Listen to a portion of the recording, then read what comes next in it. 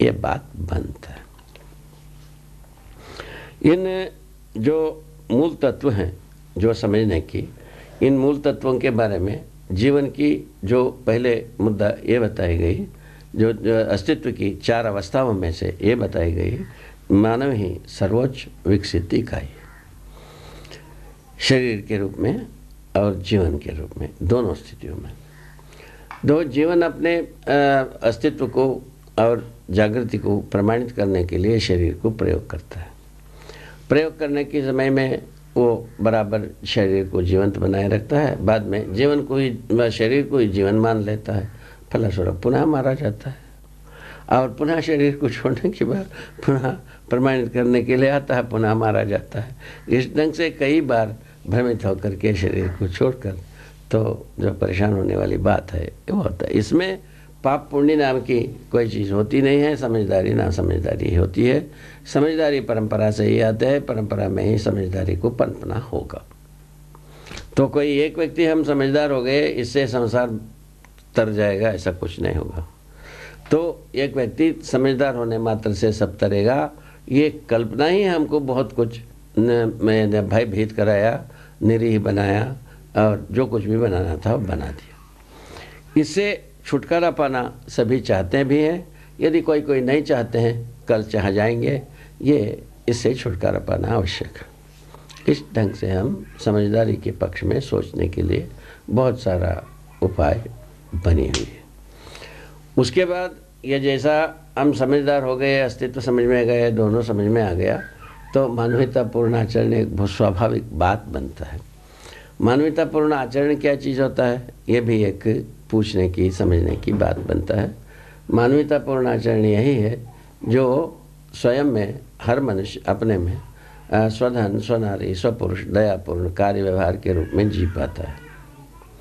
ये समझदार मनुष्य होने के बाद स्वायत्त होता है। ये आदमी वो प्रमाणित करने जाता है तो परिवार स्वायत्तता होता है, जिसमें समाधान समृद्धि दोनों प्रमाणित होता ही है। हर मनुष्य किसी परिवार में ही प्रमाणित होना है, अकेले में कोई प्रमाणित होने का जगह नहीं है।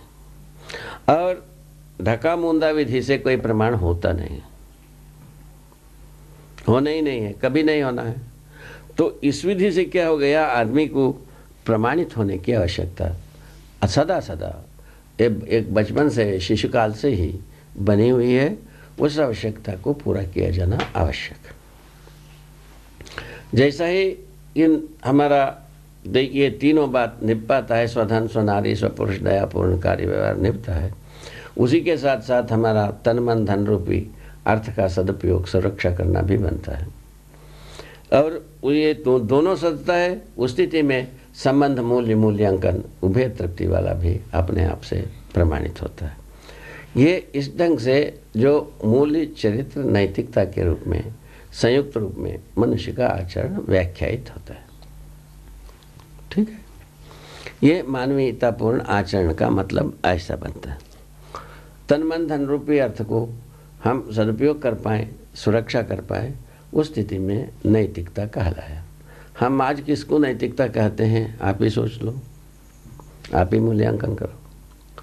ठीक है, मूल्यांकन माने संबंध, मूल्य, संबंधों को पहचानने की विधि से ही मूल्यों को निर्वाह करने की प्रवृत्ति बनती है।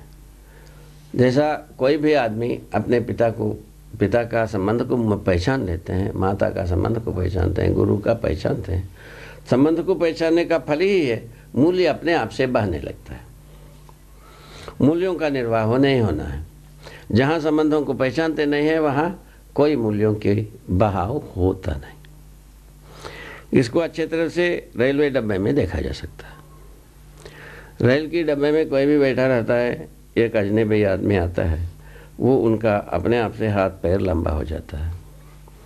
इच्छा होती है यहाँ कोई बैठे ना करे। वही थोड़ा देर के बाद उनसे पहचाना हुआ कोई आदमी आ जाता है, अपने आप से उठ के खड़े हो जाता है और उनको बैठा देता है। वो खड़े ही रह जाता है, बाजे ये भी देखा गया है। ये सब चीज़ों को देखने पर पता लगता है संबंधों को पहचानना ही एक बहुत बड़ी भारी मूल्यवान काम है। संबंधों के बारे में अध्ययन जो होती है, ये पूरा का पूरा प्रयोजन के आधार पर होता है। जैसा माँ का संबंध पोषण रूपी प्रयोजन के आधार पर, पिता का संबंध संरक्षण रूपी प्रयोजन के आधार पर हम अध्ययन करते हैं। गुरु का संबंध प्रामाणिकता के आधार पर, प्रामाणिकता रूपी प्रयोजन के आधार पर अध्ययन किया जाता है। ये संबंध यदि सब पहचानने में आ जाए, उसके बाद मनुष्य गलती नहीं करता। संबंध जब तक पहचानने में नहीं आता है, तब तक गलती करना भावी है।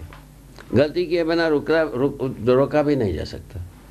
गलती करना ही करना है, चाहे कुछ भी हो। तो ये इतना बहुत ही धूप जैसा सत्य है, तो समझो या ना समझो वाला बात है। समझने पर गलती होना नहीं है, ना समझे गलती हुए बिना रहना नहीं है, इतनी ही बात है। तो राज्य की सबूर देखने से, धर्म की सबूर देखने से पता लगता है अपराधियों के लिए ही ये सब बना हुआ है, धर्मतंत्र और राजतंत्र। तो क्योंकि अपराध को तारना ही, अपराधियों को तारने वाला भी एक गुण मानव परंपरा में बना तो है। तारने के लिए जो कुछ भी युक्ति रचाया, राजतंत्र अपने ढंग से रचाया, धर्मतंत्र अपने ढंग से रचाया। ये तो है, तो मूलतः कहीं न कहीं गलती की ही बात है। ये गलती गलते रहेगा आदमी, यही मान करके सारा रचनाएं हुई, वो सर्वथा गलत हो गया। हर मनुष्य समझदार होना चाहता है, परंपरा उसको दे नहीं पाया। सीधा सीधा बात। तो हर मनुष्य ईमानदार होना चाहता है, वो ईमानदारी का रास्ता दिखा नहीं पाया। हर व्यक्ति जिम्मेवार होना चाहता है, जिम्मेदारी का प्रयोजनों को हम लोगों परंपरा को दे नहीं पाए। पहले से हम ऐसा मिसाल दे नहीं पाए परंपरा में, इसीलिए हम पिछड़ गए। और हमारा जो कुछ भी अरमान थी, तो भूमि मैंने शुभ की, तो कई पहले भी बहुत सारे लोग ये कामना की है, सबका शुभ हो, सबके लिए कल्याण हो, सबके लिए मंगल हो, सब जो है ना मैंने तर जाएं। इस प्रकार की बातों को तो बहुत सारे लोग दोहराए हैं, इसमें हमको कोई शंका नहीं है। ये दोहराने मात्र से हमको क्या उसका रास्ता मिल गए? उसके रास्ता नहीं मिला।